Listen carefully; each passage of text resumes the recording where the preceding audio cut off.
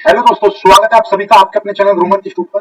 आज का ये वीडियो जैसा कि आप देख पा रहे होंगे, फिजिक्स बीएससी फिजिक्स का वीडियो रहेगा। आपको पता ही होगा, फर्स्ट ईयर फर्स्ट सेमेस्टर का बैच चल रहा था। न्यूटोनियन मैकेनिक्स हमने स्टार्ट की थी, तो न्यूटोनियन मैकेनिक्स का यूनिट नंबर 1 आपका पूरी तरह से कंप्लीट हो गया है और आज हम यूनिट नंबर 2 न्यूटोनियन मैकेनिक्स का यूनिट नंबर 2 हम स्टार्ट कर रहे हैं। ओके, बिल्कुल जीरो लेवल से रहेगा, इसमें सारी चीजें आपको कराई जाएंगी। तो सबसे पहला टॉपिक इसका लेते हैं, न्यूटोनियन मैकेनिक्स का पहला टॉपिक क्या है ये देखिएगा। उससे पहले जिन्होंने अभी तक हमारे चैनल को गुरुमंत्र इंस्टीट्यूट चैनल को सब्सक्राइब नहीं किया, सब्सक्राइब कर लीजिएगा। मैथमेटिक्स के नीचे ही आपको नया चैनल मिलेगा, हमारा दूसरा चैनल है मनोज सर नाम से, तो इसको भी आप सब्सक्राइब कर सकते हैं। अब आते हैं अपना इस जो चैप्टर है इसका पहला जो टॉपिक है उस पर आते हैं। ये देखिएगा, पहला टॉपिक है, देखिए ये यूनिट नंबर 2 जिसका नाम है दृढ़ पिंड गतिकी, यानी कि डायनामिक्स ऑफ रिजिड बॉडी। ठीक है, तो यहाँ पे सबसे पहला जो टॉपिक आता है दूसरी यूनिट का, सबसे पहला टॉपिक है दृढ़ पिंड क्या होता है। दृढ़ पिंड, व्हाट इज द दृढ़ पिंड। दृढ़ का मतलब होता है ठोस यानी कि रिजिड। देखिए, ठोस में और दृढ़ में थोड़ा सा अंतर रहता है। ठोस और दृढ़ इन दोनों में थोड़ा सा अंतर है। ठोस और दृढ़ दोनों एक चीज नहीं है, ठोस अलग चीज है, दृढ़ अलग चीज है। ठीक है, चलिएगा।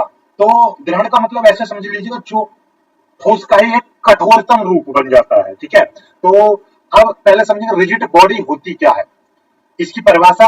जैसे मेरे पास समझ लो लोहा है, और लोहे पे मैं कोई बाहरी फोर्स लगाऊं तो उसकी जो आकृति है वो जल्दी से परिवर्तित नहीं होगी।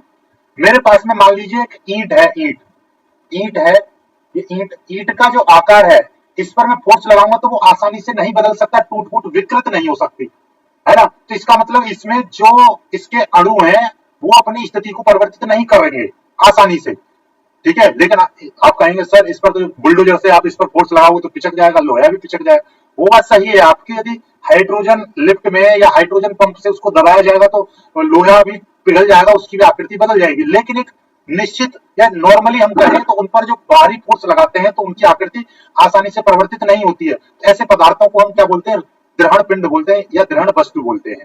ठीक है, और वास्तव में पूरे ब्रह्मांड में ऐसी कोई दृढ़ वस्तु है ही नहीं जिस पर फोर्स लगाए और उसकी आकृति ना बदले, ऐसा कोई भी नहीं है। लेकिन एक निश्चित सीमा तक या एक, ये देखिए हमारा ये कैसे बोल रहा है, एक निश्चित हम फोर्स लगाए या निश्चित आपको एक बोले परिधि में, तो बहुत से पिंड दृढ़ पिंड होते हैं। जैसे कि लोहा है, कोई भी पृथ्वी है, स्टील से बने पदार्थ हैं, ये सबको दृढ़ पिंड एज ए माना गया है। ठीक है, चलिए तो दृढ़ पिंड की परिभाषा, वह पिंड या कणों का निकाय जिस पर बाहरी बल का मतलब बाहरी फोर्स या बल आघूर्ण लगाने पर कणों के मध्य दूरी अपरिवर्तित रहती है, उसे हम आदर्श पिंड कहते हैं। यानी कणों के मध्य दूरी अपरिवर्तित रहती है, यानी कि एक ठोस है, ये ठोस है। बात को मैं यहाँ पे समझाऊंगा आपको, ये देखिएगा। कोई भी मान लीजिए इस तरह से है, कोई भी पदार्थ है, इसके जो अणु है, ठोसों के अणु इस तरीके से पास पास रहते हैं, इसी तरीके से ये दृढ़ पिंड भी रहता है। भाई लोहा आपका कैसा है, दृढ़ पिंड भी है, लोहा आपका ठोस भी है। इनके जो अणु है इस तरीके से आपस में क्या होते हैं, इनके बीच में बिल्कुल भी दूरी थोड़ी बहुत रहती है, लेकिन ना के समान। तो इनके जो अणु है आपस में फंसे रहते हैं बहुत अच्छे से। ठीक है, ये समझ लो। अब इन पर जब हम बाहरी फोर्स लगाएंगे तो ये आपस में इनकी आकृति जो है बदलेगी नहीं। ठीक, चलिएगा हमारा लैपटॉप बदल और राइट, देखिए तो इन पर जब हम फोर्स लगाएंगे तो इनकी आकृति या इनके बीच में जो है उनमें कोई परिवर्तन नहीं होगा। तो इट मीन्स यह है कि इन पर फोर्स लगाने पर इनके अणुओं में कोई मूवमेंट नहीं होगा, ये दृढ़ पिंड है। अब हमारे पास में देखिएगा यहाँ पर और भी परिभाषाएं लिखी हुई हैं, देखिए क्या बोला है, आगे नोट करके लिखा है कि प्रकृति में कोई भी पिंड पूर्ण रूप से दृढ़ नहीं है। क्यों नहीं है दृढ़, भाई लोहा भी है, लोहे पर भी हम यदि जेसीबी से या हाइड्रोजन पंप से उस पर दबाया जाए या उस पर फोर्स लगाया जाए तो वो भी विकृत हो जाएगा, यानी कि वो भी बदल जाएगा, उसकी भी आकृति बदल जाएगी। तो इसका मतलब ऐसा कोई पदार्थ नहीं है जो विकृत ना हो सके, लेकिन एक सीमा तक हम उनको दृढ़ पिंड बोलते हैं।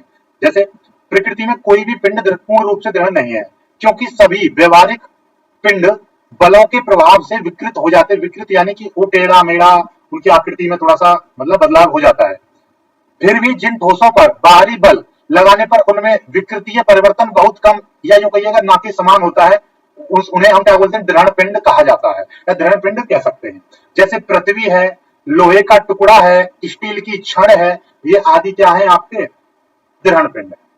अब आपका नॉर्मल भाषा में नोट करके ना, बोलचाल की भाषा में दृढ़ पिंड को केवल पिंड या वस्तु भी हम बोल सकते हैं, नॉर्मल हम वस्तु बोल सकते हैं, कोई दिक्कत नहीं है। अब आ गए नोट नंबर 3, किसी भी ठोस वस्तु का दृढ़ पिंड होना आवश्यक नहीं है। जैसे मोम है, मोम, मोम क्या है, अपने आप में एक ठोस बन गया, या बर्फ है, बर्फ का टुकड़ा है, बर्फ का टुकड़ा वो कैसा है, ठोस है, लेकिन वो आप उसको दृढ़ पिंड नहीं बोल सकते। बर्फ का जो टुकड़ा है, मोम है, वो ठोस है, लेकिन उसको आप दृढ़ पिंड नहीं बोल सकते, ठीक है। तो ऐसा नहीं है कि सभी ठोस दृढ़ पिंड होते हैं, ऐसा नहीं है। ओके, आगे बात करते हैं। दृढ़ पिंड, दृढ़ पिंड की जो गति होती है वो दो प्रकार की होती है। दृढ़ पिंड की जो गति है वो दो प्रकार की होती है, एक होती है शुद्ध स्थानांतरीय गति और एक होती है घूर्णन गति। तो शुद्ध स्थानांतरण गति कौन सी होती है, जैसे कि आपका ये समझिएगा, यहां से कोई वस्तु है या कार है, ऐसे आगे दौड़ गई, सड़क पर चल रही है इस तरीके से, या मैं ये कहूं ऐसे, आपका एक नत तल है, नत यानी कि ऊंचा नीचा, आपने देखा हाईवे, हाईवे पर क्या होते हैं, फ्लाईओवर रहते हैं, फ्लाईओवर असेंबली एक प्रकार से नत तल। नत तल का मतलब ऐसे दीवार है, आप घड़ी, सीढ़ी है, सीढ़ी सीढ़ी आपके घर पर चढ़ने के लिए छत पर, तो उसको एकदम फिसलन वाला बना दें, ऐसा झूला होता है, यहाँ से चढ़ो सीढ़ी से ऐसे, और यहाँ से फिसल के आ जाओ, तो ये नत तल है। तो यहाँ पर कोई वस्तु रख देंगे, फिसल के नीचे आ जाएगी चल के, तो वो स्थानांतरीय गति होगी। तो जब कोई पिंड इस प्रकार गति करता है कि उसका प्रत्येक कण निश्चित समय में समान दूरी तथा समान विस्थापन तय करता है, तो उसकी गति शुद्ध स्थानांतरीय गति कहलाती है, ठीक है। यानी कि जब कोई पिंड इस प्रकार गति करता है कि वो समान समय में, यानी कि पिंड के सभी कण समान समय में समान दूरी तय करें, तो हम उसको क्या बोलते हैं, स्थानांतरीय गति कहते हैं। यानी कि कोई पिंड है यहाँ पर इस तरीके से, और इसमें बहुत सारे कण हैं ये, और इसने एक मान लीजिए टी समय में एस दूरी तय करी, तो इसका प्रत्येक कण समान समय में ये भी एस दूरी चलेगा, ये भी एस दूरी चलेगा, ये भी एस दूरी चलेगा, और ये पिंड यहाँ से उठकर यहाँ पहुंच जाएगा, ठीक है। यानी कि आप समझो एक रेलगाड़ी है, रेलगाड़ी दिल्ली से उसको जम्मू कश्मीर जाना है, ठीक है, या यूं कहिएगा दिल्ली से उसको छत्तीसगढ़ केरल जाना है, तो बात को ऐसे समझो, अब उसमें यात्री बैठे हैं, वो समझ लो कण है। अब दिल्ली से मान लीजिए एक ट्रेन दिल्ली से चली और वो कन्याकुमारी गई, कन्याकुमारी गई, केरल गई, अब उसने मान लीजिए वहां तक पहुंचने में 50 घंटे का समय लिया, तो 50 घंटे में ऐसा तो नहीं है कि यहाँ पर 4 पैसेंजर को यहाँ से दिल्ली पहुंचने, दिल्ली से केरल, या मान लीजिए पहुंचने में केरल पहुंच रही है, तो 50 घंटे का ट्रेन ने समय लिया, तो कोई दूसरा व्यक्ति ट्रेन में बैठा है उसको 60 घंटे लगेंगे, या कोई 20 घंटे में पहुंच जाएगा, नहीं ना, ट्रेन में बैठे सभी यात्री समान समय में समान दूरी तय करके एक समय पर पहुंच जाएंगे, उसमें कोई दिक्कत नहीं है। तो उनकी जो गति होगी उस समय पर वो क्या कहलाएगी, स्थानांतरीय गति कहलाएगी। बात समझ में आ गई होगी अच्छे से, ठीक है। आगे देखिएगा, आगे है घूर्णन गति। दूसरी प्रकार की गति होती है घूर्णन गति, रोटेशनल मोशन। देखिएगा, सर्कुलर मोशन अलग रहता है, वृत्तीय गति अलग रहती है, लेकिन घूर्णन गति अलग रहती है, ठीक है। घूर्णन गति यानी कि ऐसी गति जिसमें दृढ़ पिंड किसी स्थिर अक्ष के परितः घूर्णन करता है, उसे हम क्या कहते हैं, घूर्णन गति कहलाती है। जैसे छत के पंखों की गति, कुम्हार के चाक की गति, ये सभी क्या है, आदि लगा देंगे हम इसमें, तो ये सारी की सारी किस चीज के उदाहरण है, घूर्णन गति के उदाहरण है। मान लीजिए देखिएगा, पंखा घूम रहा है, पंखा पर एक क्या है, ऐसे बंधा हुआ है, और पंखा की ऐसे पंखुड़ी इस तरीके से घूम रही है, तो वो घूर्णन गति कहलाएगी। बात समझ रहे हो। एक कोई भी दरवाजा है, दरवाजे का जो कब्जा है वो इस तरीके से कसा हुआ है और गेट ऐसे ऐसे घूमता है, वो घूर्णन गति है, ठीक है। बात समझ में आ गई। कोई भी यानी कि पिंड किसी भी अक्ष के परितः ऐसे घूमता है, गेट जो होता है हमारा, गेट जो होता है वो भी इस तरीके से, दरवाजा खुलता है, खिड़की खुलती है, तो वो उसकी जो खिड़की जो चौखट है वो घूर्णन अक्ष कहलाएगी, और दरवाजा जो है वो आपका पिंड कहलाएगा, दृढ़ पिंड, जो कि घूर्णन गति कर रहा है, उसके परितः घूम रहा है, ठीक है। बात समझ में आ गई। चलिएगा, घूर्णन अक्ष क्या होती है, वह अक्ष जिसके परितः पिंड घूर्णन करता है उसको हम क्या बोलते हैं, घूर्णन अक्ष कहते हैं। घूर्णन अक्ष पिंड के अंदर भी हो सकती है और पिंड के बाहर कहीं भी हो सकती है, ठीक है। आप ये समझ लीजिए घूर्णन अक्ष, जैसे मान लीजिए ये कोई एक पिंड है इस तरीके से, और ये M1 M2 M3 बहुत सारे कणों से मिलकर बना है, इसकी ये क्या है, ये इसकी घूर्णन अक्ष है, घूर्णन अक्ष है, और घूर्णन अक्ष के परितः इसको हम घुमाएं तो इसकी जो घूर्णन अक्ष बाहर है, और इसके पिंड से भी हम मान सकते हैं कि पिंड से भी कोई घूर्णन अक्ष निकल सकती है, ठीक है। घूर्णन अक्ष की, घूर्णन गति की कुछ विशेषता है, बहुत इंपॉर्टेंट पॉइंट है यहाँ से, कि घूर्णन गति में पिंड के सभी कण अपने अपने वृत्ताकार मार्गों या पथों में एक तल पर गति करते हैं, जिनके केंद्र तल के लंबवत घूर्णन अक्ष स्थित रहती है। मतलब ये है कि यहाँ पर देखिएगा ये पिंड ऐसे घूमेगा तो ये घूर्णन अक्ष इनके केंद्र से कैसे होगी, लंबवत होगी। इस तरीके से केंद्र ऐसे है, इनका केंद्र ऊपर की ओर रहेगा तो ये इसके लंबवत रहेगी। बात समझ में आ गया होगा अच्छे से। आगे की बात करते हैं। घूर्णन अक्ष पर स्थित सभी कण विराम में होते हैं। घूर्णन अक्ष पर यानी कि घूर्णन अक्ष जैसे इससे बीच से निकलिए तो घूर्णन अक्ष पर जो भी कण होगा वो विराम में कहलाएगा, यानी कि वो घूमेगा नहीं, उसकी गति काउंट करेंगे तो विराम में रहेगा, घूर्णन अक्ष पर ही रहेगा, गति होगी नहीं। ठीक है। घूर्णन गति द्विविमीय गति होती है। घूर्णन गति में विभिन्न कण निश्चित समय अंतराल में भिन्न भिन्न रेखीय दूरी तय करते हैं। ध्यान से समझिएगा, घूर्णन गति में निश्चित समय पर या एक निश्चित समय में सभी कण एक बराबर दूरी नहीं, अलग अलग दूरी तय करते हैं। क्यों? जो कण घूर्णन अक्ष के पास होगा वो कम दूरी तय करेगा, जो घूर्णन अक्ष से दूर होगा वो ज्यादा दूरी तय करेगा। बात को समझो, ये मान लीजिए घूर्णन अक्ष के पास में है तो इस तरीके से घूमेगा, छोटा पथ लेगा, और जो बड़ा है तो वो इस तरीके से पूरा घूमेगा तो बड़ा दूरी लेगा। तो घूर्णन जो पिंड के जो सभी कण है, मान लीजिए पिंड 10 खंडों से मिला है, 10 कणों से मिलकर बना है, तो जो घूर्णन अक्ष के पास वाला कण होगा वो कम दूरी लेगा और जो घूर्णन अक्ष से दूर होगा वो कण ज्यादा दूरी लेगा। बात समझ में आ गई अच्छे से, नहीं आई? ठीक है, आगे देखिएगा। अब प्रत्येक बिंदु का जो कोणीय विस्थापन वो समान रहता है, लेकिन निश्चित समय में रेखीय दूरी अलग अलग तय करेंगे, लेकिन उनका कोणीय विस्थापन हम ज्ञात करेंगे तो वो बराबर रहेगा। प्रत्येक कण का कोणीय विस्थापन बराबर रहता है। आगे आ जाओ। घूर्णन गति में पिंड के सभी कणों का कोणीय वेग समान रहता है। घूर्णन गति में पिंड के सभी कणों का कोणीय वेग तो समान रहता है, लेकिन रेखीय वेग अलग अलग होता है। रेखीय वेग अलग अलग क्यों होता है? क्योंकि वो रेखीय दूरी अलग अलग तय करते हैं। कोणीय वेग समान क्यों रहता है? क्योंकि घूर्णन गति के दौरान प्रत्येक कण का कोणीय विस्थापन वो समान रहता है, लेकिन रेखीय विस्थापन अलग अलग रहता है। ठीक है, या रेखीय दूरी अलग अलग रहेगी। ठीक है, आगे बात करते हैं। घूर्णन गति में कणों का जो रेखीय वेग है वो घूर्णन अक्ष से दूरी पर निर्भर करता है। ठीक है, घूर्णन अक्ष से कितनी दूरी पर है, जो घूर्णन अक्ष के पास रहेगा वो रेखीय दूरी कम, छोटी दूरी तय करेगा, जो घूर्णन अक्ष से जितना ज्यादा दूर होगा वो उतनी ही ज्यादा दूरी तय करेगा। आगे, घूर्णन गति में सभी कण अपनी वृत्तीय पथ पर समान समय में पूरा करते हैं। बेशक अलग अलग दूरी तय करेंगे, लेकिन समान समय में वो अपना वृत्तीय पथ कंप्लीट करते हैं। ठीक है, एक सेकंड में मान लीजिए कोई भी, ये घूर्णन अक्ष यहाँ पर है, यहाँ वाला कण हो, यहाँ वाला कण हो, ये छोटी दूरी तय करेगा, ये बड़ी दूरी तय करेगा, लेकिन एक ही समान समय में। मान लीजिए छोटा कण 1 सेकंड में दूरी तय करेगा, मान लीजिए एक चक्कर वो 1 सेकंड में लगाया तो बड़ा भी 1 सेकंड में ही एक चक्कर लगाएगा। ठीक है, इतना समझ लीजिएगा। ठीक, समान समय में समान ये जो है समान समय में चक्कर पूरा करते हैं अपना वृत्तीय पथ। आगे आ जाओ। कभी कभी कुछ गतियां ऐसी भी होती हैं, जैसे लट्टू की गति।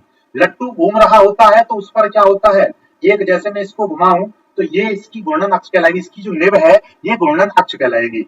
और क्या होगा, जब मैं इसको घुमा दूंगा तो इसकी घूर्णन अक्ष भी घूमेगी। लट्टू घूमते हुए घूमता है, लट्टू घूमते हुए घूमता है। लाइक पृथ्वी, पृथ्वी क्या होती है, अपनी धुरी पर भी घूमती है। ठीक है, एक पृथ्वी अपने धुरी पर भी घूमती है, जिसके कारण दिन और रात होते हैं, 24 घंटे में चक्कर कंप्लीट कर लेती है अपनी धुरी पर। और पृथ्वी सूर्य के चक्कर भी लगाती है, तो एक चक्कर लगाने में उसको 365 दिन लगते हैं। इसका मतलब इट मीन्स ये कि पृथ्वी सूर्य का एक चक्कर लगाती है तो उस चक्कर के दौरान वो कितना घूम जाती है, लगातार घूमते हुए घूमती है ना, लट्टू घूमता हुए चारों तरफ घूम जाएगा। तो इस प्रकार की गति को हम क्या बोलते हैं, पुंसरण गति। कैसे बोलते हैं, प्रीसेशन मोशन। ठीक है, बात समझ आई? प्रीसेशन मोशन क्या होता है, जब किसी पिंड, जब कोई दृढ़ पिंड के घूर्णन अक्ष की स्थिति में परिवर्तन हो परंतु स्थानांतरीय गति नहीं हो, यानी कि घूर्णन अक्ष तो बदले लेकिन स्थानांतरीय गति ना हो, क्योंकि वो घूमते हुए एक ही जगह पर घूमता है, वो स्थानांतरीय गति नहीं होती है। ठीक है, तो हम ऐसी इस प्रकार की गति को पुंसरण गति कहते हैं। या यूं कहिएगा, ऐसी गति जिसमें घूर्णन अक्ष भी दृढ़ पिंड के घूर्णन के साथ उसकी घूर्णन अक्ष भी घूमती है, ऐसे गति को हम पुंसरण गति कहते हैं। जैसे लट्टू की गति, पृथ्वी की गति, पृथ्वी की गति, पृथ्वी की गति, ये इसके आदि उदाहरण हो जाएंगे। बात समझ में आ गई होगी। अब आपको देखिएगा, किसी भी चीज का घूर्णन करने के लिए हमको किस चीज की आवश्यकता पड़ती है, ऐसे समझिएगा। किसी चीज की हमको, जैसे हमको ये देखिएगा, ये कोई वस्तु है, इसको ये विराम में रखी हुई है, अभी ये विराम में रखी हुई है। अब ये मोशन करना चाहे, मोशन करना चाहे, गति करना चाहे, तो गति कैसे कर सकती है, गति कब कर सकती है, जब इस पर न्यूटन के नियम के अनुसार यदि कोई वस्तु विराम में है तो वो विराम में ही रहेगी, और यदि वो गति में है तो गति में ही रहेगी। जब तक कि उस पर बाह्य बल ना लगाया जाए। तो भाई ये अब आपकी वस्तु विराम में है, जब तक इस पर मैं कोई बाहरी बल नहीं लगाऊंगा तो इसमें गति नहीं हो सकती। गति करने के लिए बल आवश्यक होता है। गति तभी संभव है जब उस पर कोई बाह्य बल लगेगा। बिना बाह्य बल के गति कभी संभव हो ही नहीं सकती, गति नहीं हो सकती। यूं कह दीजिए आपसे कोई कह ले गति के लिए सबसे मेन चीज क्या है, किसी पिंड में हमको गति करनी है तो उस पर बल लगाना पड़ेगा। वो बाह्य बल किसी भी प्रकार का हो सकता है।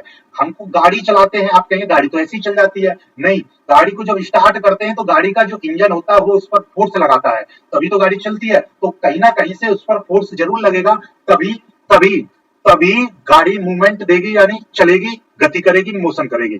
तो किसी भी पिंड को गति प्रदान करने के लिए बल की आवश्यकता होती है। ठीक उसी प्रकार से किसी भी पिंड को घूर्णन कराने के लिए, यदि कोई पिंड को हमको घुमाना है, ठीक है, जब भी कभी भी किसी भी पिंड को किसी घूर्णन अक्ष के परितः घुमाना है तो उसके लिए हमको बल आघूर्ण की आवश्यकता पड़ेगी।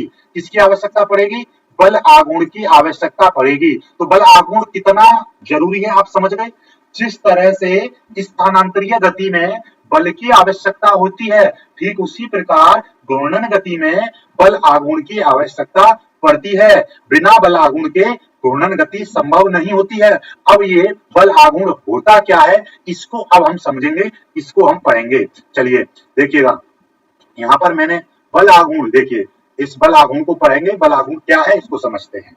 बल आघूर्ण जिसको हम टॉर्क बोलते हैं, बल आघूर्ण वह भौतिक राशि है जो किसी वस्तु को किसी अक्ष के परितः घुमा सकती है अथवा किसी अक्ष के परितः एक समान घूर्णन करती हुई वस्तु की घूर्णन गति में परिवर्तन कर सकती है। कुल मिलाकर ये जो बल आघूर्ण है वह भौतिक राशि होती है जो किसी वस्तु को किसी घूर्णन अक्ष के परितः घुमा सकती है, या यदि कोई वस्तु किसी घूर्णन अक्ष के परितः गति कर रही है या घूर्णन कर रही है तो उसमें परिवर्तन कर सकती है या उसको रोक सकती है। तो मतलब यह है कि भैया घूर्णन अक्ष यानी घूर्णन गति में बल आघूर्ण की बहुत ज्यादा जरूरत होती है। यहाँ पे लिख दिया बल आघूर्ण के अभाव में, यानी कि जहां पर बल आघूर्ण नहीं होगा घूर्णन गति प्रारंभ नहीं की जा सकती है, यानी कि घूर्णन गति के लिए बल आघूर्ण जरूरी ही जरूरी है।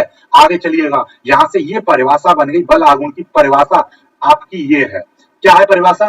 किसी बल आघूर्ण, किसी बल का घूर्णन अक्ष के परितः बल आघूर्ण, किसी बल का घूर्णन अक्ष के परितः बल आघूर्ण बल के परिमाण तथा बल की घूर्णन अक्ष से लंबवत दूरी के गुणनफल के बराबर होता है। यानी कि ये जो बल आघूर्ण है बल के परिमाण और घूर्णन अक्ष से बल की लंबवत दूरी के गुणनफल के बराबर होता है।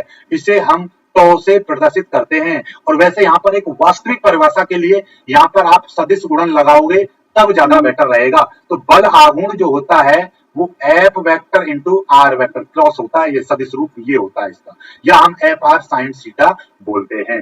जैसे कि ये घूर्णन अक्ष है, कोई पिंड यहाँ पर है और इस पर ऐसे बल लगा रहे हैं हम, ठीक है, तो ये इसकी क्रिया रेखा होगी, इससे जो इसकी दूरी है वो आर, इस पर कितना बल लगा रहे हैं एफ, इन दोनों का जो मल्टीप्लीकेशन है वो आपका टॉर्क कहलाएगा। इसी के कारण ये पिंड क्या कर सकता है, घूर्णन कर सकता है।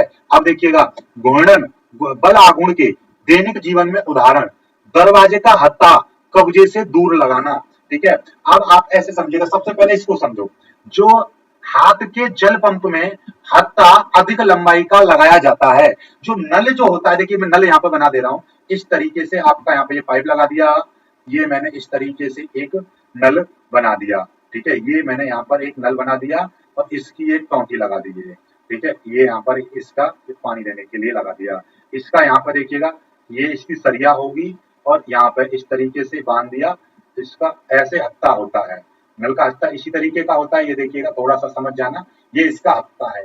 अब ये हत्था इसका जितना ज्यादा लंबा होगा है, अब आप यहाँ से कोई आदमी इसको चलाए तो उसको कम बल लगाना पड़ेगा। कंबल, कंबल मत समझ लेना, कंबल कंबल, ये तो कंबल रजाई नहीं, कम मीन्स थोड़ा, बल मीन्स ये, इस वाले की बात मैं कर रहा हूं, ठीक है। तो इस पर कंबल लगाना पड़ेगा, यानी कि मामूली सा फोर्स लगाना पड़ेगा। अब कोई व्यक्ति यहाँ से पकड़कर हाथ से हत्थे को चलाए, पानी निकल जाएगा लेकिन उसको ज्यादा फोर्स लगाना पड़ेगा। ठीक है, आपने देखा होगा छोटा बच्चा जो होता है यहां से नल चलाएगा तो हत्थे पर लटक जाता है, फिर भी नहीं चला पाता, और यहां से चलाता है तो छोटा बच्चा भी बाल्टी को भर देता है। क्यों भर देता है? क्योंकि यहाँ पर उसको बहुत कम फोर्स लगाना पड़ेगा। बात समझ में आई? क्यों लगाना पड़ेगा कम फोर्स? क्योंकि देखिएगा ये जो टॉर्क बराबर जो होता है वो F vector into R vector होता है। मान लीजिए मेरे को 30 न्यूटन मीटर का बल आघूर्ण चाहिए, उसके लिए यदि मैं बल का मान 15 करूं तो दूरी मेरे को क्या करनी पड़ेगी? 2 मीटर रखनी पड़ेगी। लेकिन ये बल का मान मैं क्या कर दूं?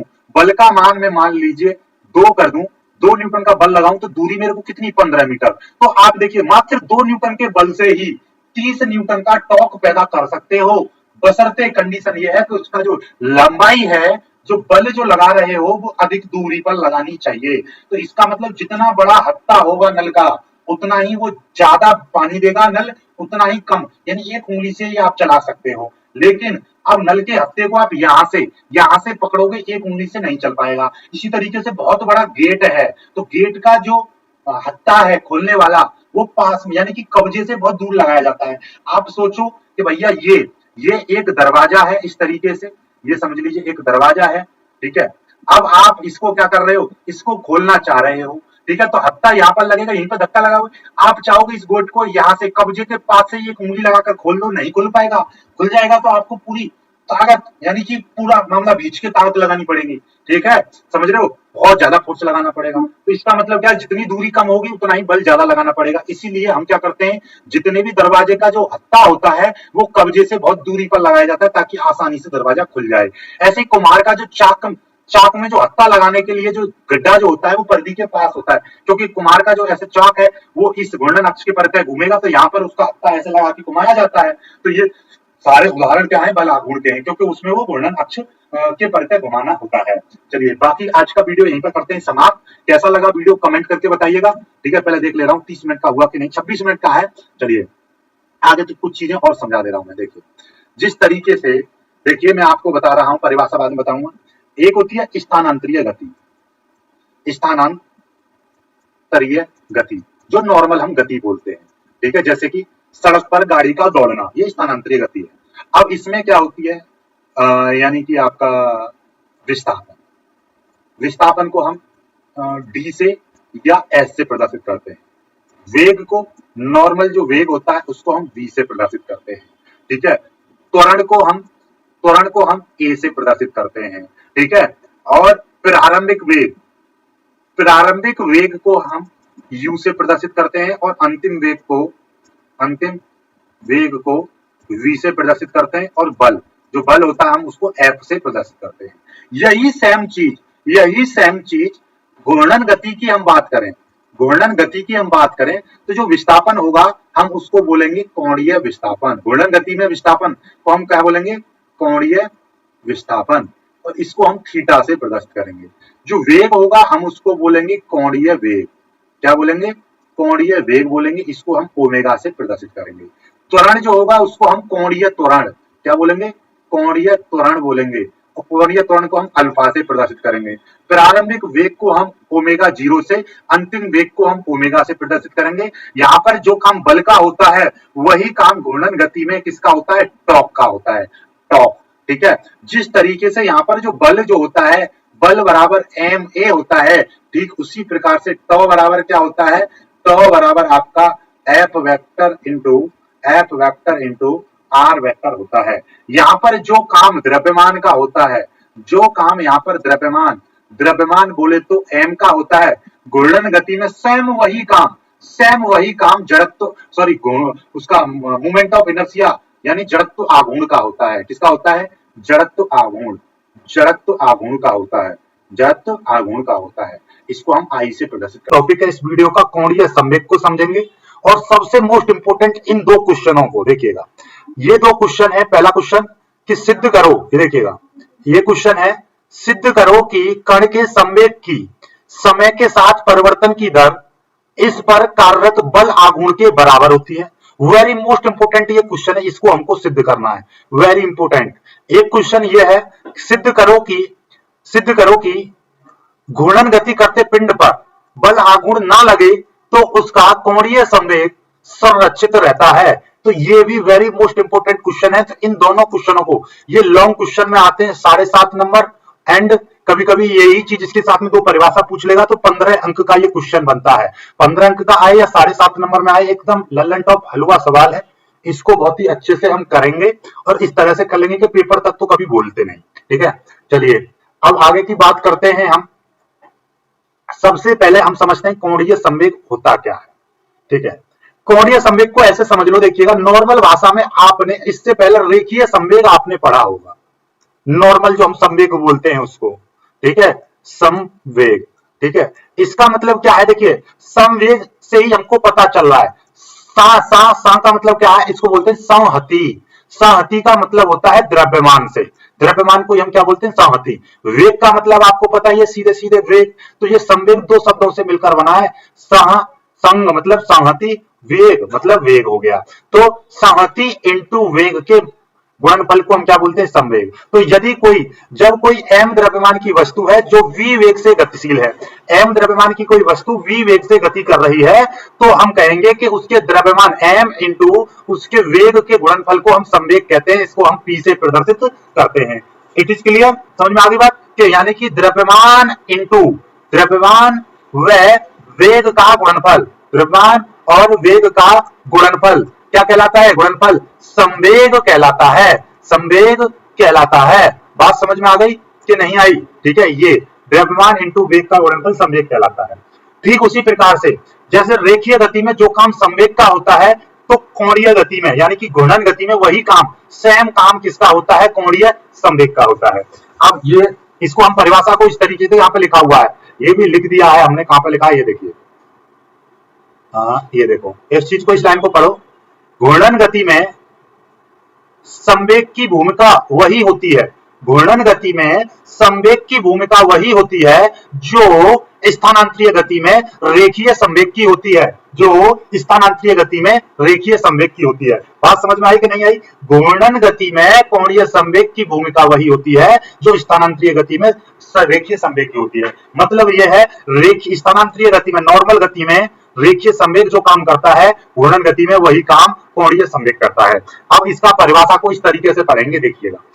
जब कोई पिंड किसी अक्ष के परितः घूम रहा हो, यानी कि ये कोई अक्ष है और कोई पिंड इस तरीके से चारों तरफ ऐसे लगातार घूमे जा रहा है।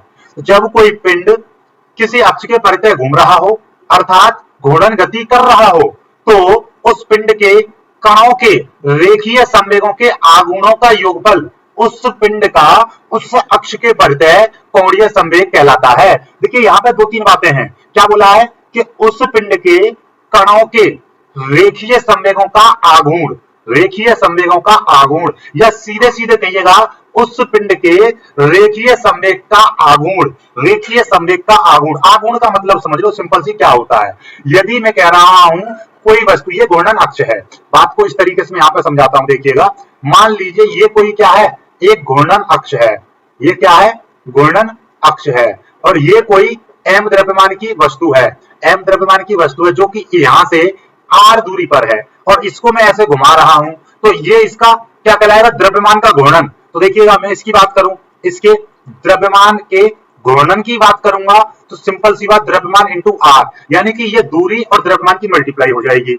अब मैं यहां से बात करूं इसके संवेग के, ठीक है, इसके नॉर्मल संवेग का घूर्णन क्या होगा, संवेग का घूर्णन क्या होगा, इसके संवेग में मैं क्या कर दूंगा, इसकी r की मल्टीप्लाई कर दूंगा, या r में इस संवेग की मल्टीप्लाई कर दूंगा। बात समझ में आ गई। तो घूर्णन का मतलब क्या है, सॉरी घूर्णन नहीं, आघूर्ण। ठीक है, द्रव्यमान का आघूर्ण, द्रव्यमान का आघूर्ण या घूर्णन बात की है, तो वो क्या होगा, m इंटू आर, या हम कह देंगे r इंटू एम। और ये संवेग का आघूर्ण, संवेग का आघूर्ण क्या हो जाएगा, संवेग का आघूर्ण हो जाएगा p संवेग इंटू दूरी, या दूरी इंटू संवेग। बात समझ में आ गई।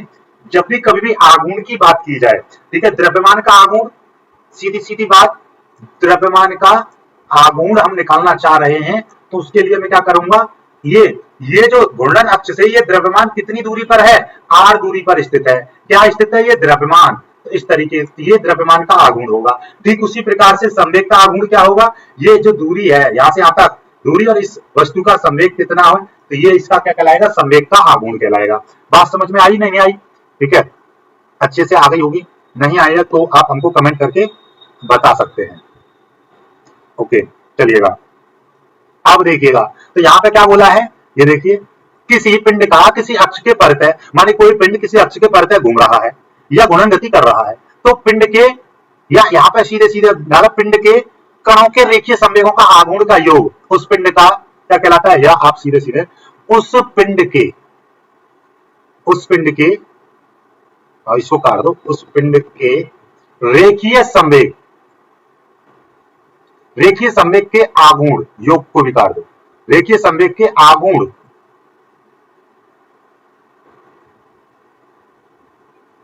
आघूर्ण को, रेखीय संवेग के आघूर्ण को लगा दो, यहां पे को कैसे लिखी जाएगी, को, चलो को हमें आ गए,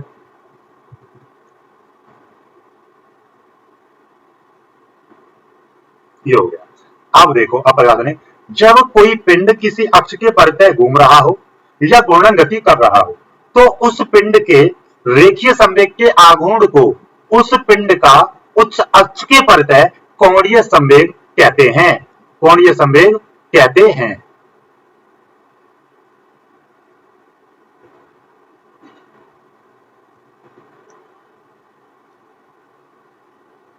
कहते हैं, ठीक है, ये हो गया, कहते हैं, बात समझ में आ गई अच्छे से, ये परिभाषा आपने याद कर ली। अब हम क्या कहेंगे, इसका सूत्र किस तरीके से बनाएंगे, माना एक कण जो घूर्णन गति कर रहा है उसका रेखीय संवेग b है तथा इस कण की स्थिति सदिश यानी घूर्णन अक्ष से स्थिति सदिश r है, तो इस कण के कोणीय संवेग को निम्न सूत्र द्वारा प्रदर्शित कर सकते हैं, कोणीय संवेग बराबर स्थिति सदिश इंटू रेखीय संवेग। तो इसको कोणीय संवेग को मैं j से, कोई किताब l से प्रदर्शित करती है, तो घबराना नहीं है, कोई किताब इसको L से प्रदर्शित करती है तो कोई किताब इसको J से प्रदर्शित करती है, तो जो आपका मन करे वो यहाँ पे ले सकते हैं। तो ये क्या हो जाएगा, J into R cross P, इसका ध्यान से समझिएगा, ये सदिश गुणन होता है इनके बीच में, और आप जानते हो कि भैया A क्रॉस B बराबर क्या होता है, AB साइन थीटा होता है। बात समझ में आई कि नहीं आई, ये हो गया, तो J बराबर RP साइन थीटा हो जाएगा। यहां से एक और फॉर्मूला बनेगा, J बराबर क्या हो जाएगा, R वेक्टर इंटू, आप जानते हो P बराबर रेखीय संवेग बराबर क्या होता है, द्रव्यमान इंटू वेग, तो M इंटू V वेक्टर लिख सकते हैं हम इसको, और M को मैं बाहर भी ले सकता हूं, तो हम इसको ऐसे भी लिख सकते हैं, ये भी आपका क्या है, कोणीय संवेग है। अब यहां पर देखिएगा बनेगा इसका फॉर्मूला कि घूर्णन गति में कोणीय संवेग की वही भूमिका होती है जो स्थानांतरीय गति में रेखीय संवेग की होती है, या नॉर्मल भाषा में स्थानांतरीय गति में जो काम रेखीय संवेग करता है सेम वही काम घूर्णन गति में कोणीय संवेग का होता है। समझ में आई। अब ये जो सवाल है इनको करेंगे, सिद्ध करो कि कण के कोणीय संवेग के समय के साथ परिवर्तन की दर या कोणीय संवेग के परिवर्तन की दर इस पर कार्यरत बल आघूर्ण के बराबर होती है। ठीक है, ये चीज हमको सिद्ध करनी है। ठीक, चलिएगा ये करनी है। अब यहां से पहले एक क्वेश्चन, एक इंपॉर्टेंट बात क्या है, यहां से इसको देखिएगा, कोणीय संवेग संरक्षण का नियम, इसको कर लीजिएगा, वेरी इंपॉर्टेंट, शॉर्ट में परिभाषा आ जाती है कोणीय संवेग संरक्षण का नियम। रेखीय संवेग संरक्षण का नियम क्या था, याद हो तो, किसी कण पर जब कोई बाह्य बल ना लगाया जाए तो उस कण का कुल रेखीय संवेग संरक्षित रहता है। सेम वही चीज यहाँ पे बदल दी है, जो बल है बल आघूर्ण से बदल दिया गया बस। तो यहाँ पे क्या बोला है कि यदि किसी कण पर कार्यरत बल आघूर्ण का मान शून्य हो तो उस कण का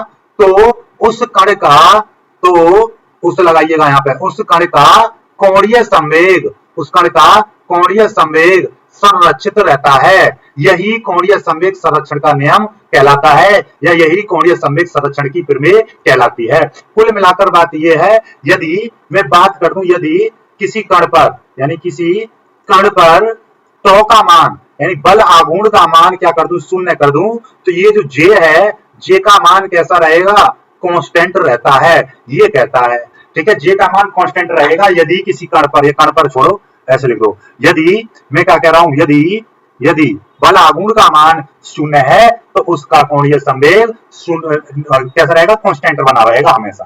ठीक है, चलिएगा अब आगे की बात करते हैं हम। देखिए यही चीज हम सिद्ध करेंगे और यहीं से ये क्वेश्चन भी सिद्ध हो जाएंगे, यहीं से हम प्रूफ करेंगे और यहीं से ये सारी चीजें हमारी प्रूफ हो जाएंगी। ठीक है, हम जानते हैं, यहाँ पे लिखेंगे वी नो दैट, हम जानते हैं क्या जानते हो बबुआ आप जानते हो कोणीय संवेग की परिभाषा से by definition by definition definition of angular momentum by definition of angular momentum. तो एंगुलर मोमेंटम यानी कि जे की क्या परिभाषा थी, जे बराबर था R vector into P vector. यही था कि नहीं था, अभी कराया था। ठीक है, चलिएगा अब हम इसका क्या कर दे रहे हैं, अवकलन कर दे रहे हैं। अवकलन समय के सापेक्ष अवकलन करने पर लिख दीजिएगा पूरी बात, समय के सापेक्ष अवकलन करने पर बीएससी के स्टूडेंट हो आप, जे वेक्टर अपॉन, ये जे है, upon D T is equal to D upon D T, ये है R vector into P vector. इसका किस तरीके से होगा आपको नहीं पता तो समझ लो, जब दो वेरिएबल मल्टीप्लीकेशन में दे रखे उनका हमको डेरिवेटिव करना है। पहला फंक्शन दूसरे का डेरिवेटिव, फिर प्लस दूसरा फंक्शन पहले का डेरिवेटिव। इस तरीके से करते ही नहीं करते, यही फॉर्मूला लगाएंगे, ये पहला फंक्शन है, ये दूसरा फंक्शन है। कैसे करेंगे, पहला वाला फंक्शन जो का त्यों, दूसरे का डेरिवेटिव,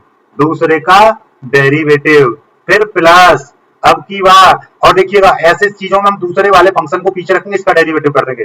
पहले वाले का डेरिवेटिव इधर करेंगे, क्रॉस दूसरा वाला फंक्शन इधर की साइड में। देखिए जब क्रॉस प्रोडक्ट होता है तो इसको हम इधर ही रखते हैं। ठीक है, तो ये हो गया।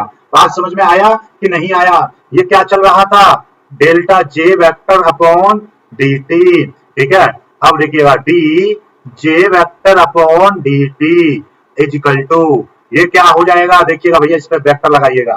अब आप लोग एक बात बहुत अच्छे से जानते हैं, ये देखिएगा डी क्या है, स्थिति सदिश। आर वेक्टर का क्या है, यहाँ पर आर वेक्टर आपका स्थिति सदिश होता है। क्या है, स्थिति सदिश। कहां पे बताया था ये स्थिति सदिश है, देखिएगा ये देखो यहाँ पे क्या बताया था, स्थिति सदिश। और यहाँ पे बताया है कि भैया इस कार्य का स्थिति सदिश क्या है, आर वेक्टर यहाँ पे बताया है। ठीक है, और स्थिति सदिश परिवर्तन की दर, यानी कि किसी की स्थिति में परिवर्तन की दर क्या कहलाती है, वेग। स्थिति परिवर्तन की दर डी आर बटे डी टी क्या कहलाएगा, ये कहलाता है वेग। तो ये क्या हो जाएगा, ये R vector into D P vector upon D T, फिर प्लस ये वाली चीज क्या हो जाएगी बबुआ, ये हो जाएगा वेग। क्या हो जाएगा, ये हो जाएगा वेग इंटू ये है आपका पी वेक्टर। अब आप लोग यहाँ पे फिर लिख दोगे, क्योंकि पी संवेग बराबर, रेखीय संवेग बराबर क्या होता है, रेखीय संवेग बबुआ, रेखीय संवेग बराबर होता है द्रव्यमान इंटू वेग। यही होता है कि नहीं होता? चलिएगा, तो D J vector upon D T is equal to ये हो जाएगा R vector cross D P vector upon D T, फिर प्लस ये वी वेक्टर ज्यों का त्यों रहेगा क्रॉस पी का मान कितना हो जाएगा, पी का मान ये हो जाएगा एम वी वेक्टर। और मैंने क्या बताया था, कांस्टेंट है, यहाँ पर एम कांस्टेंट हो जाएगा, तो इसको D J vector upon D T is equal to R vector cross D P vector upon D T vector, plus M को मैं बाहर निकाल दूंगा तो ये क्या हो जाएगा, V vector cross V vector आ जाएगा। आप लोग चूंकि ए वेक्टर के साथ क्रॉस प्रोडक्ट करते हैं तो क्या आता है, जीरो आता है, इसलिए ये क्या हो जाएगा, ये हो जाएगा आपका zero D T is equal to R vector cross D P vector upon D T, फिर प्लस और ये हो जाएगा टोटल जीरो, क्योंकि ये वाली चीज किसी वेक्टर की उसी वेक्टर के साथ क्रॉस प्रोडक्ट करते हैं तो उसका मान जीरो होता है, ये जीरो हो जाएगा। तो D J vector upon D T is equal to R vector cross D P vector upon D T आ जाएगा। ये चीज आ गई। और यहां से हम जानते हैं न्यूटन के द्वितीय नियम से, न्यूटन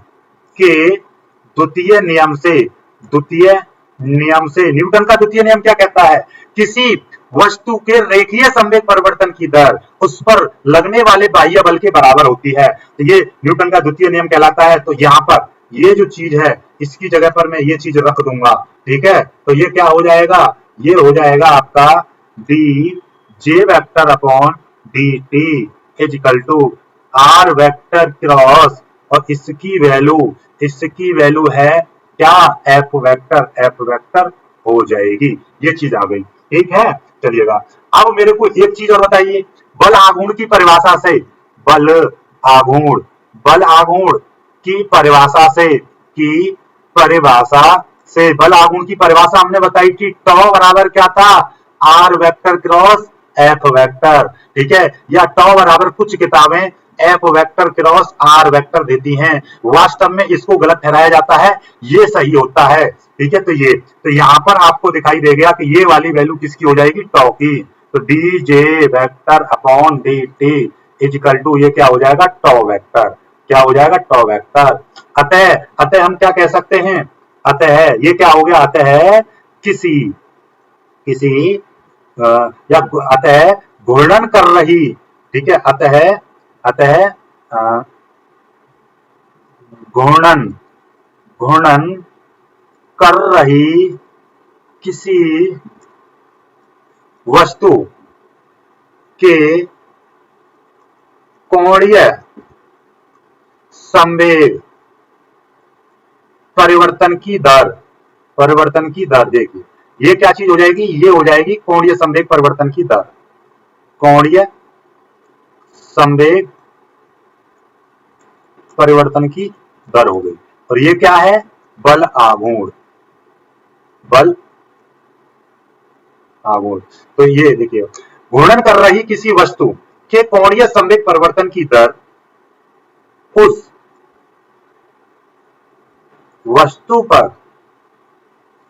कार्यरत बल आघूर्ण के बराबर होती है, बराबर होती है। यानी घूर्णन कर रही किसी वस्तु के कोणीय संवेग परिवर्तन की दर उस वस्तु पर कार्यरत बल आघूर्ण के बराबर होती है। बात समझ में आ गई, अच्छे से क्लियर हो गई ये सारी चीजें। फिर आगे बढ़ते हैं, अब हम, ये हो गया, अब देखिएगा आगे की बात करते हैं हम। तो ये यहां तक क्लियर, यहां से बात नहीं। तो ये पहला क्वेश्चन यही तो था, देखिएगा पहला क्वेश्चन हमको क्या प्रूव करा रहा था, देखिए सिद्ध करो कि किसी कण के संवेग, किसी संवेग के सापेक्ष परिवर्तन की दर, समय के सापेक्ष परिवर्तन की दर, और यहाँ पे कोणीय संवेग, यहाँ पे डालिएगा कोणीय, कोणीय संवेग के परिवर्तन की दर इस पर कार्यरत बल आघूर्ण के बराबर होती है, ठीक है। बल आघूर्ण के बराबर आ गई, पहला क्वेश्चन तो ये हो गया। अब यहाँ पे क्या है, दूसरा क्वेश्चन क्या है कि बल आघूर्ण ना कार्य करे, ठीक है, जो कि इसकी प्रिमे भी है, ठीक है। तो ये वाली जो यही चीज जो आई है यहाँ पर D J upon D T equal to तो आई है। अब मैं कह रहा हूं यदि घूर्णन कर रही वस्तु पर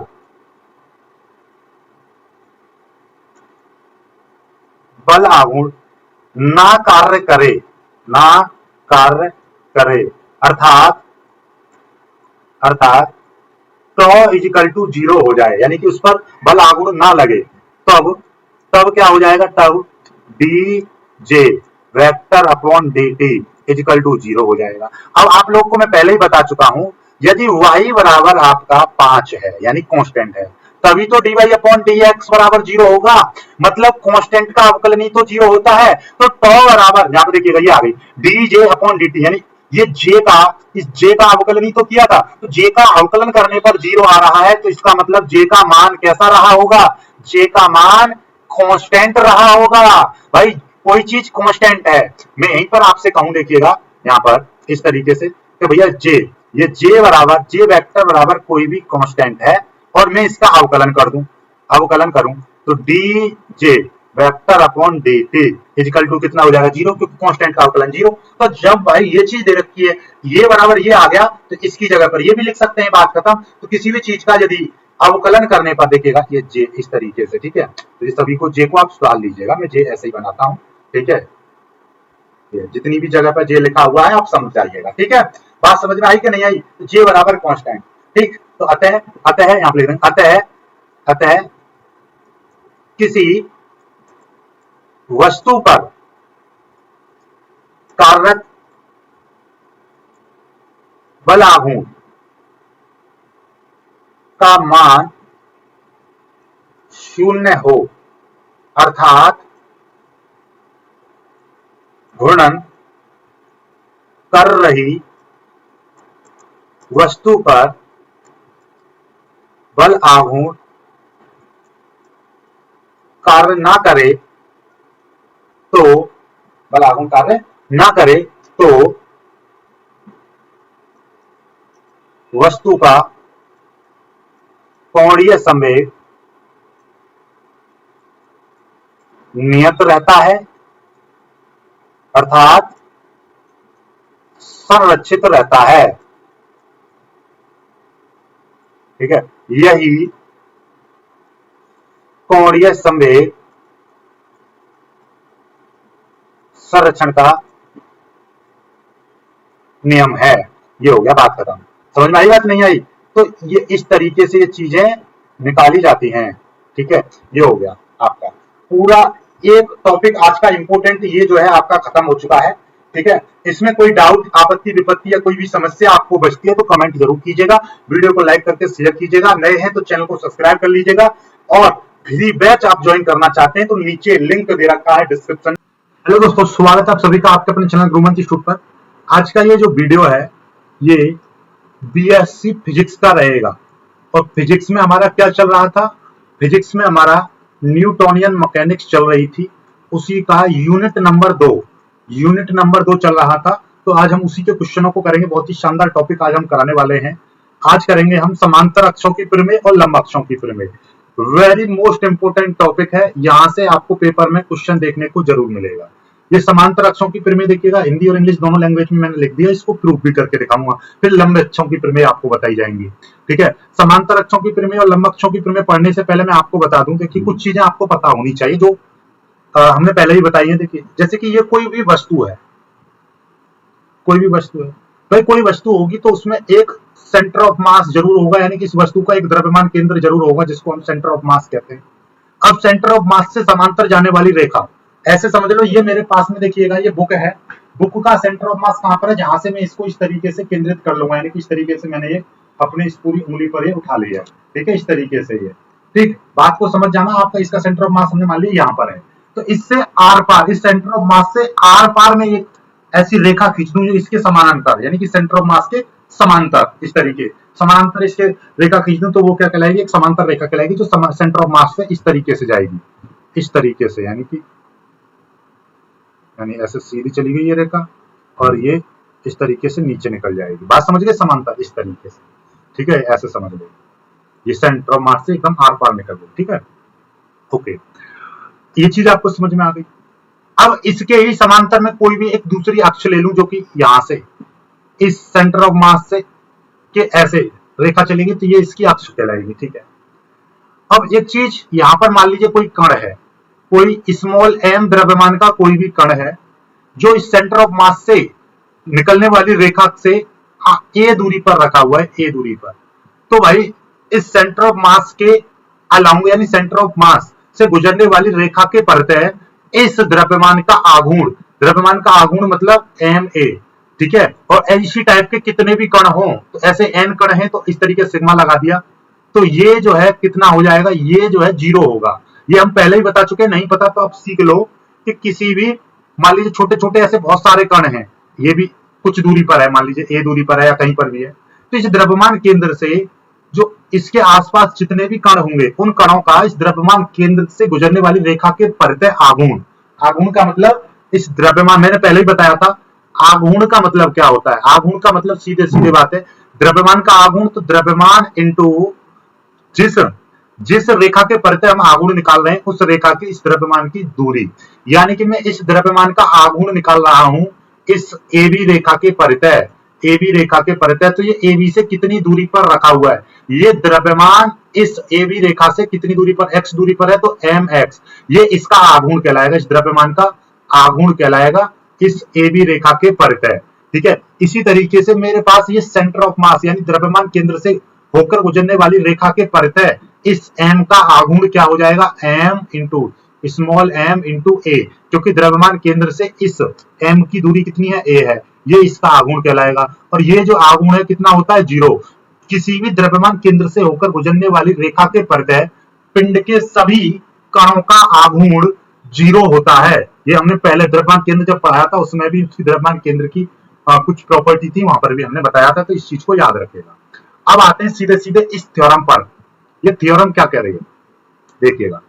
ये थ्योरम कह रही है कि इस प्रमेय के अनुसार, यानी कि समांतर अक्षों की प्रमेय के अनुसार, किसी पिंड का किसी अक्ष के परितः जड़त्व आघूर्ण आई, किसी पिंड का किसी अक्ष के परितः जड़त्व आघूर्ण उस पिंड के द्रव्यमान केंद्र से होकर, उस पिंड के द्रव्यमान केंद्र से होकर जाने वाली समांतर अक्ष के परितः जड़त्व आघूर्ण, यानी कि द्रव्यमान केंद्र से होकर समांतर जाने वाली रेखा का जड़त्व आघूर्ण, ठीक है, कि परितः जड़त्व आघूर्ण तथा पिंड के कुल द्रव्यमान तथा दोनों अक्षों के बीच की लंबवत दूरी के वर्ग के गुणनफल के बराबर होता है। ये समांतर अक्षों की प्रमेय कहती है। इतना नहीं समझ पाए तो आपको देखिएगा एकदम बिल्कुल सिंपल और ललन टॉप भाषा में यहां पर समझाऊंगा। पहले मैं इसको एक साथ, ये देखिए, इसको हम क्या कर दें, ठीक है। अब देखो, जैसे कि ये कोई भी एक पिंड है, कोई भी पिंड है, और इसका द्रव्यमान केंद्र कहां पर है, सेंटर ऑफ मास यहां पर है, और सेंटर ऑफ मास से रेखा जाने वाली कहां है, ये है, ये सेंटर ऑफ मास से निकलने वाली रेखा है, ठीक है। इस तरीके से, चलो मैं पार कर देता हूं इस तरीके से, ठीक है। ये और एक यहां पर कोई भी एक अक्ष है, इसी समांतर अक्ष, यानी इस अक्ष के परितः हम जड़त्व आघूर्ण निकालना चाह रहे हैं इस वस्तु का, ठीक है।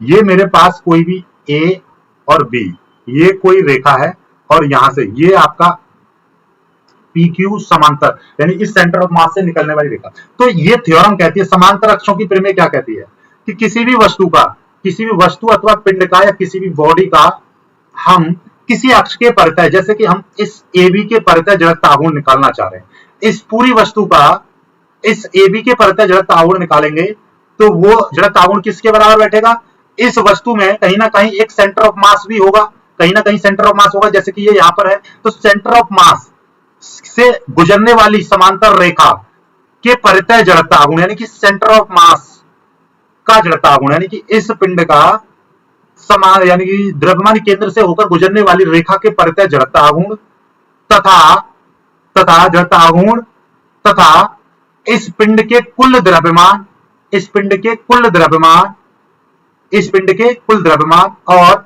सेंटर ऑफ मास से गुजरने वाली रेखा, यानी कि ये, और जिस अक्ष के परितः हम जड़त्व आघूर्ण निकाल रहे हैं वो उन दोनों अक्षों के, यानी कि दोनों समांतर अक्षों के बीच की दूरी के वर्ग के गुणनफल के योगफल के बराबर होता है। यानी कि इस बीच की दूरी का वर्ग कर दिया, इसके साथ में मैंने इसका गुणनफल कर दिया, और यहां पे क्या कर दिया, योगफल कर दिया, तो इसके बराबर होता है। इसी को हम बोलेंगे क्या, समांतर अक्षों की प्रमेय, क्योंकि इसमें दो समांतर अक्षों का जिक्र किया गया है। ये है समांतर अक्षों की प्रमेय।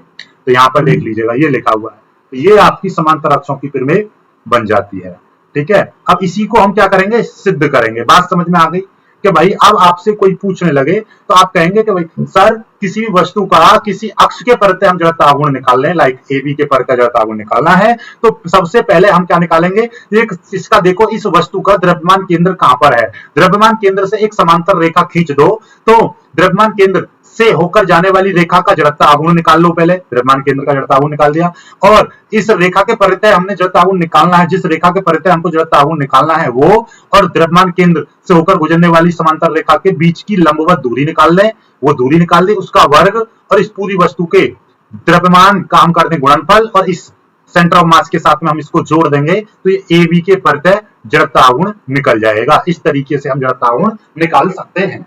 बात समझ में आ गई होगी, ठीक है। यहाँ पे इंग्लिश में भी है, the movement of inertia of a body about an axis, किसी भी एक्सिस के परितः या एनी एक्सिस लगा सकते हो, is equal to the sum of the product of movement of inertia about the parallel axis passing through the centre of mass of this body and the mass of the body total, क्या लिख देंगे, and total लिख दीजिए, total mass of the body m and the square of the perpendicular distance between two parallel axis. तो ये किसी भी body का किसी भी अक्ष के परितः जड़त्व आघूर्ण उस बॉडी के सेंटर ऑफ मास से गुजरने वाली रेखा के जड़त्व आघूर्ण तथा टोटल मास और इन दोनों रेखाओं के बीच की दूरी के स्क्वायर, बीच की दूरी के स्क्वायर, ठीक है, बीच की दूरी के स्क्वायर, यहाँ पे लगा देंगे स्क्वायर, ठीक है। बात समझ जाना, स्क्वायर यहाँ पे ये स्क्वायर, स्क्वायर के योगफल के बराबर होता है। इस तरीके से हम निकाल सकते हैं। बात समझ में आ गई। अब हम इसको प्रूव करेंगे, ठीक है। प्रूफ के लिए कोई ज्यादा बड़ा सिस्टम आपको नहीं करना है। देखिएगा, एक मेरे पास इस तरीके से ये कोई वस्तु है, माना हमारे पास ये कोई वस्तु है या कोई भी पिंड है, और इसका जो टोटल द्रव्यमान और इसका सेंटर ऑफ मास कितना है, cm इसका सेंटर ऑफ मास है, ठीक है। तो मैं लिख दे रहा हूं, माना हमारे पास एक पिंड, या आप बोल सकते हो सीधे वस्तु है, जिसका द्रव्यमान केंद्र cm तथा वस्तु का कुल द्रव्यमान कैपिटल M है। हमने मान लिया कि भाई इस पूरी वस्तु का जो द्रव्यमान है, total mass of the body capital M और सेंटर ऑफ मास ये है। अब हमने क्या करा, हम इसका इस वस्तु का ये AB के परितः, यानी कि इस रेखा के परितः AB, ये कोई हमारे पास रेखा है, तो इस वस्तु का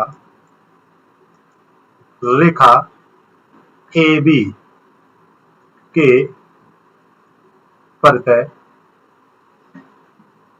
जड़त्व आघूर्ण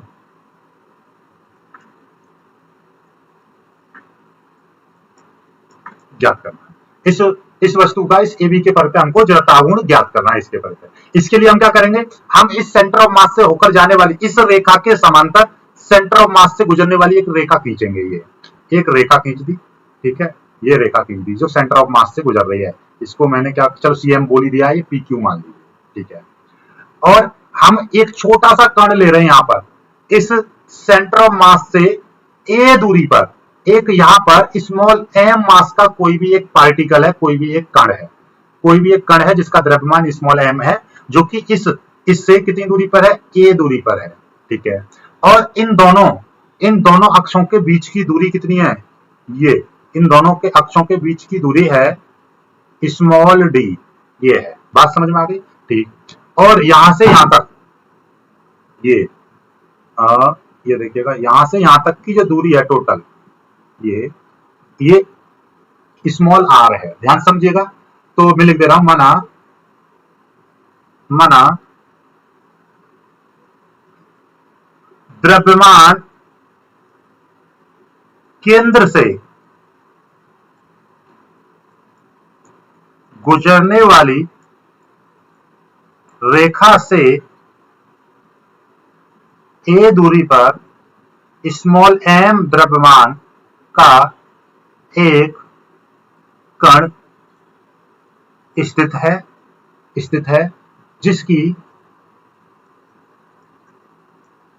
जिसकी रेखा AB से दूरी r है, ठीक है, जिसकी दूरी r है। तब इस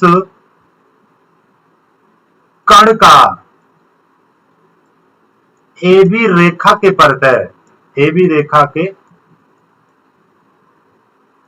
परितः जड़त्व आघूर्ण, ठीक है, वो AB जड़त्व आघूर्ण। देखिएगा, अब इस छोटे से कणिका में इस AB के परितः जड़त्व आघूर्ण निकाल रहा हूं, ध्यान से समझिएगा। अभी मैं क्या कर रहा हूं, देखिएगा, इस पूरी, देखिए, यानी कि ये जो छोटा सा कण है, इस AB रेखा के परितः इसका क्या निकाल रहा हूं मैं, जड़त्व आघूर्ण निकाल रहा हूं। और जड़त्व आघूर्ण का फॉर्मूला I बराबर क्या होता है, mr स्क्वायर होता है, नहीं होता, द्रव्यमान और दूरी का स्क्वायर। तो इसी तरीके से यहाँ पर द्रव्यमान है स्मॉल m और ये r, ठीक है। ऐसे ही मैं इस पूरी बॉडी का निकालूंगा तो कैपिटल या सिग्मा लगा दूंगा। सिग्मा का मतलब इस टाइप से हम पूरे बॉडी का निकाल लेंगे, ठीक है। तो इस तरीके सिग्मा स्मॉल r स्क्वायर, ये क्यों सिग्मा क्यों लगाया है, सिग्मा इसलिए लगाया है क्योंकि इस तरीके का ये कण है, ऐसे इसमें बहुत सारे कण होंगे, तो सभी कणों की इससे जितनी दूरी होगी वो अलग अलग होगी, तो सभी कणों का हमने क्या कर दिया, एक साथ सिग्मा लगा दिया। तो सिग्मा का मतलब इस पूरे बॉडी का, ठीक है। तो इस यहाँ पे ऐसा करिएगा, इस पूरे छोटे कण मत लगाइए, तो इस लिख देंगे इस वस्तु का, सीधे सीधे लिख दो, इस वस्तु का रेखा AB के परितः जड़ता हूं इस तरीके से। भाई स्मॉल कण का इतना है तो पूरे का निकाल देंगे। और अब आपको पता है कि AB बराबर ये सिग्मा स्मॉल m ऐसी लिख लीजिए, कैपिटल ये R बराबर क्या है D प्लस A। देखिएगा कहां से पता चल रही है, देखिए आपको पता है यहां से यहां तक की दूरी D है और यहां से आगे कितनी है A है, तो यहां से टोटल की टोटल R बराबर कितनी हो जाएगी D प्लस A हो जाएगी, नहीं हो जाएगा। तो R की जो वैल्यू है वो कितनी है D प्लस A का स्क्वायर। इसको आप खोल देंगे तो ये सिग्मा स्मॉल m, इसको आप खोल दीजिए, ये हो जाएगा D square plus A square plus 2DA। ये कौन सा फॉर्मूला लगा दिया हमने, a प्लस बी का होल स्क्वायर बराबर क्या होता है A square plus B square plus 2AB, ये होता है। ठीक है, ये हमने ऐसे लिख दिया। अब हम क्या करेंगे, हम इस सिग्मा के अंदर मल्टीप्लाई कर देंगे, sigma m D square plus sigma m ए स्क्वायर प्लस सिग्मा, ठीक है, सिग्मा 2DA, इस तरीके से हो जाएगा। अब मेरे को एक चीज बताइए, ये देखिएगा सिग्मा m तो लगाई नहीं इसमें, सिग्मा m देखिए सिग्मा m था ना, सिग्मा m और 2DA इस तरीके से आ जाएगा। अब इसको थोड़ा सा और आगे हम करेंगे तो देखिएगा ये sigma small m D square plus, अब देखिएगा ध्यान से, इसको सिग्मा m ए स्क्वायर फिर प्लस, और ये देखिएगा 2, ये कांस्टेंट है, d अपने आप में दूरी कांस्टेंट है, a कांस्टेंट है, 2DA में बाहर ले लूं, सॉरी 2D में यहां से बाहर ले लूं तो ये कितना आ जाएगा, 2D में बाहर ले लूंगा तो ये कितना आ जाएगा 2D मैंने बाहर ले लिया, सिग्मा MA बचेगा। MA क्यों, क्योंकि देखिएगा भाई यहां से इस सेंटर ऑफ मास के परितः इस A का आघूर्ण बोल दिया जाएगा। मैंने क्या ऊपर क्या बताई थी, ऊपर यही चीज तो मैंने बताई थी यहाँ पे कि भैया द्रव्यमान केंद्र से होकर गुजरने वाली रेखा के परितः किसी भी कण का आघूर्ण कितना 0 होता है। ठीक है, तो इसलिए यहाँ पे देखिएगा, क्योंकि ये देखिए ये तो आपका क्या है, इससे तो कोई लेना देना नहीं है, ये तो अपने आप में पूरी चीज है, लेकिन ये सिग्मा MA स्क्वायर क्या हो जाएगा, देखिएगा ध्यान से, ये देखिए इस द्रव्यमान केंद्र के परितः, द्रव्यमान केंद्र से ही तो है, यहां से द्रव्यमान केंद्र से दूरी है A, ये देखिए द्रव्यमान केंद्र से दूरी है यहाँ पे इस पिंड की A। तो अब आपको पता है नॉर्मली हम MR स्क्वायर करते हैं तो ये क्या निकलता है, जड़ता आघूर्ण निकलता है। तो ICM बराबर क्या हो जाएगा MA स्क्वायर, क्यों, क्योंकि इस पिंड का इस अक्ष के परितः यदि मैं जड़ता आघूर्ण निकालूंगा CM के परितः, तो ये द्रव्यमान केंद्र, द्रव्यमान यानी इस पिंड का द्रव्यमान इंटू इस सेंटर ऑफ मास से इस द्रव्यमान की कितनी दूरी है A है, तो द्रव्यमान इंटू A का स्क्वायर, तो ये कितना बन जाएगा ICM बन जाएगा। ठीक है, तो ये क्या हो जाएगा, देखिएगा यहाँ पे लिख देंगे, चूंकि ICM बराबर क्या हो जाएगा MA स्क्वायर, और यहाँ पे लगा देंगे सिग्मा, पूरी वस्तु की बात चल रही है, और ये सिग्मा MA बराबर 0 क्यों हो जाएगा, चूंकि पिंड के सभी कणों के आघूर्ण का योग पिंड के यहां पर द्रव्यमान केंद्र के परितः, द्रव्यमान केंद्र से, पूरी बात लिखेंगे ऐसे, इसको काटो, द्रव्यमान केंद्र से गुजरने वाली रेखा के परितः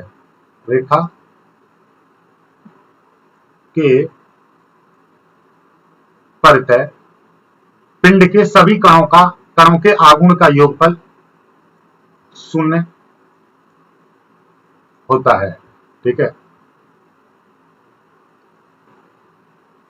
0 होता है, इसलिए यहां पे लिख देंगे सिग्मा MA बराबर 0, और ये कितना हो जाएगा, और एक तो ये हो गया, और यहाँ पे ऊपर लिख दोगे ICM बराबर MA स्क्वायर। ठीक है, तो ये दोनों चीज, तो ये चल क्या रहा था, IAB चल रहा था, यानी कि AB के परितः हमको जड़ता आघूर्ण निकालना था, तो ये तो आपका सिग्मा MD स्क्वायर रहेगा प्लस ये कितना हो जाएगा ICM हो जाएगा, ये आपका 0 हो जाएगा। इसी को थोड़ा सा मॉडिफाई करके आप लिख दोगे ICM plus sigma MD square इस तरीके से आपका निकल जाएगा।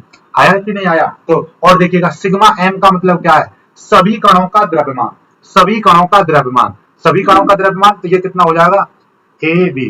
तो भैया सिग्मा एम का मतलब, सिग्मा एम का मतलब होगा कि भैया ऐसे जितने भी कण हैं सबको जोड़ देंगे। तो मतलब इसमें देखिएगा मेरे पास ये बुक है, बुक में छोटे छोटे पेज हैं, सभी पेजों का यदि हम द्रव्यमान काउंट करें तो इस पूरी बुक का काउंट हो जाएगा, है कि नहीं? तो इसीलिए वो पूरी टोटल बॉडी का मास हमने कैपिटल एम माना था, तो ICM plus capital M D square आ जाएगा। इस तरीके से ये पूरा हमने निकल चुका। क्या यही थ्योरम थी? क्या यही थ्योरम थी? बिल्कुल। किसी भी अक्ष के परितः जड़त्व आघूर्ण उस वस्तु के द्रव्यमान केंद्र से होकर जाने वाली रेखा के जड़त्व आघूर्ण तथा दोनों अक्षों के बीच की तो वस्तु के टोटल द्रव्यमान और दोनों अक्षों के, दोनों समांतर अक्षों के बीच की दूरी के वर्ग के गुणनफल के योगफल के बराबर होता है। तो यही चीज थी, ये आपका प्रूव हो चुकी है थ्योरम। इस तरीके से इस थ्योरम को आप क्या कर लोगे? प्रूव भी कर लोगे, ठीक है। ऐसे ही इसकी अगली थ्योरम है, देखिएगा यहाँ पर, ये बहुत ही साधारण और सिंपल सी थ्योरम है ये भी। आगे वाली थ्योरम है लंब अक्षों की प्रमेय। इसमें क्या है भाई? इस प्रमेय के अनुसार किसी समतल या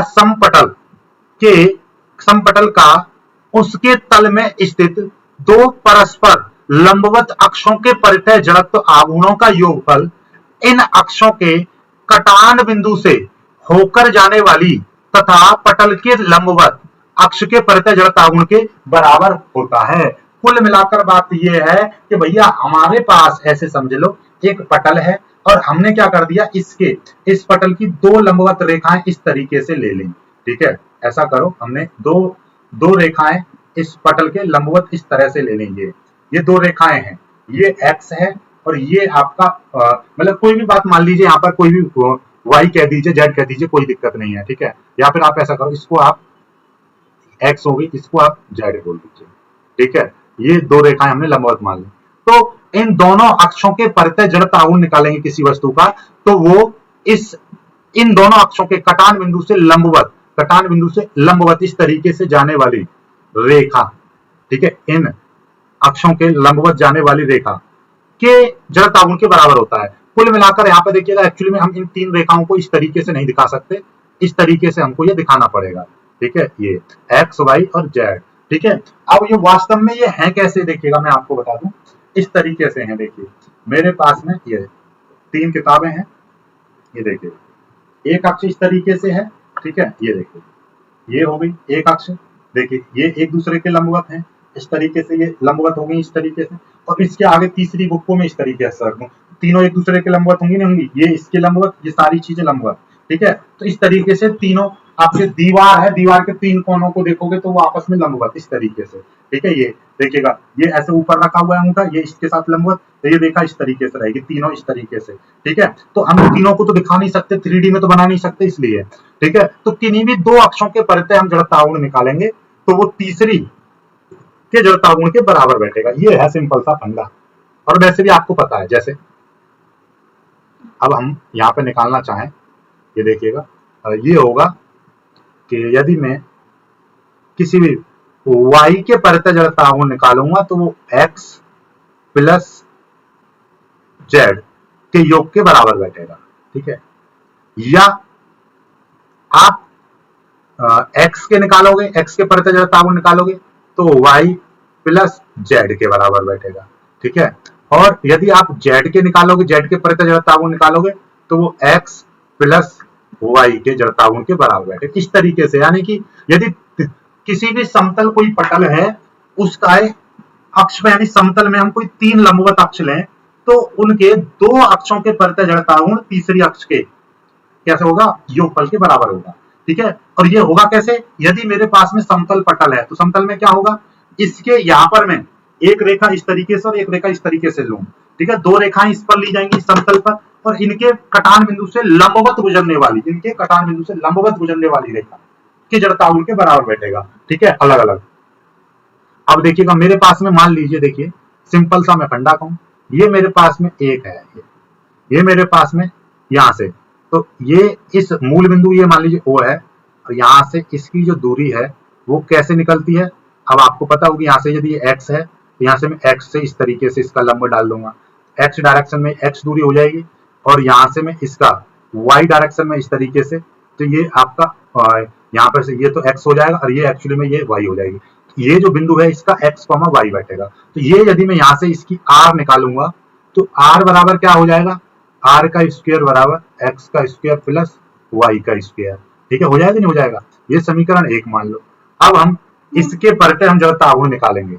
सिंपल सी बात है भाई, हम इसके निकाल रहे हैं। देखिएगा किसी कण का, यहाँ पर मान लीजिए m द्रव्यमान का मैं कण को यहाँ पर रख दूं, यहाँ पर m द्रव्यमान का कण रख दूं, उसका मैं इस z अक्ष के परते सॉरी y के परते में क्या निकालूं, जड़ता आघूर्ण निकालूं, तो क्या हो जाएगा। ठीक है, इस माना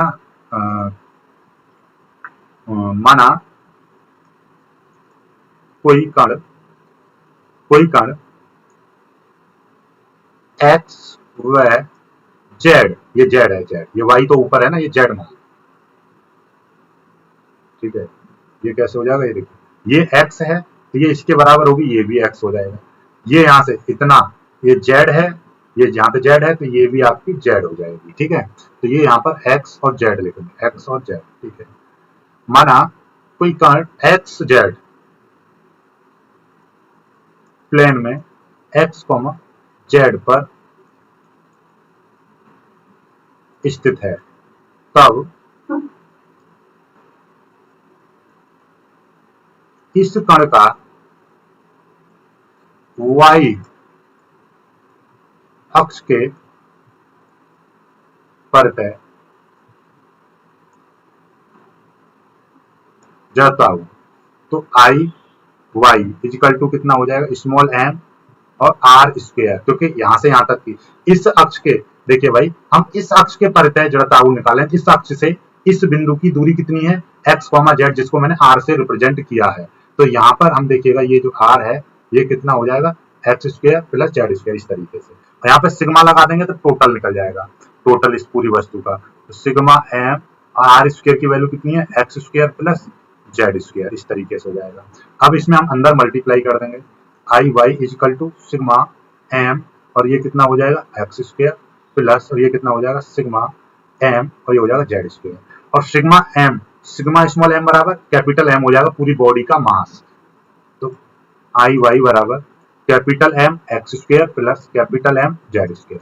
अब आपको पता है कैपिटल वाई, ठीक है, वस्तु का टोटल मास और एक्स स्क्वायर, तो ये एक्स अक्ष के अलोंग जड़ता आघूर्ण निकल जाएगा। क्यों, यदि मैं इसका देखिएगा एक्स अक्ष के परते जड़ता आघूर्ण निकालूं तो ये यहाँ से कितनी दूरी पर है, ये इस तरीके से हम निकाल देंगे, ये एक्स से कितनी दूरी पर है, इतनी दूरी पर स्थित है, ये यहाँ पर आ जाएगा। तो ये एक्स अक्ष के सीधी सीधी बात है, एम एक्स स्क्वायर मतलब द्रव्यमान इंटू एक्स के अक्ष, एक्स अक्ष से दूरी का स्क्वायर, तो एक्स अक्ष के अलोंग जड़ता आघूर्ण, और ये एम जेड स्क्वायर यानी कि जेड अक्ष के अलोंग जड़ता आघूर्ण। आ गया ना, आ गया। किसी भी समतल पटल का के तल में ली गई दो लंब रेखाओं के परते जड़ता आघूर्ण का योगफल उन दोनों अक्षों के कटान बिंदु से लंबवत जाने वाली रेखा के जड़ता आघूर्ण के बराबर होता है। कोई भी निकाल सकते हो आप, आपकी इच्छा है, आप ऐसे वस्तु है इस तरीके से आप निकाल दीजिए, आपका मन है, यहाँ पर x, यहाँ पर y और इसको z मान लो, कोई दिक्कत नहीं है, आपकी इच्छा है। अब यहाँ पर आई जेड बराबर आई एक्स प्लस आई वाई आएगा।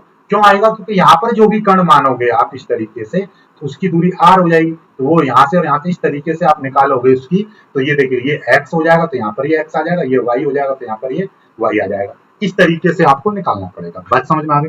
ये दोनों प्रीमेय आपकी हो चुकी हैं, इसको कुछ लिखने की जरूरत नहीं है, इसको इंग्लिश में करना चाहो कर लीजिएगा। वीडियो को लाइक करके शेयर कीजिएगा, चैनल को सब्सक्राइब कर लीजिएगा और आगे का टॉपिक हम कल कराएंगे। वीडियो को लाइक करके शेयर कीजिएगा।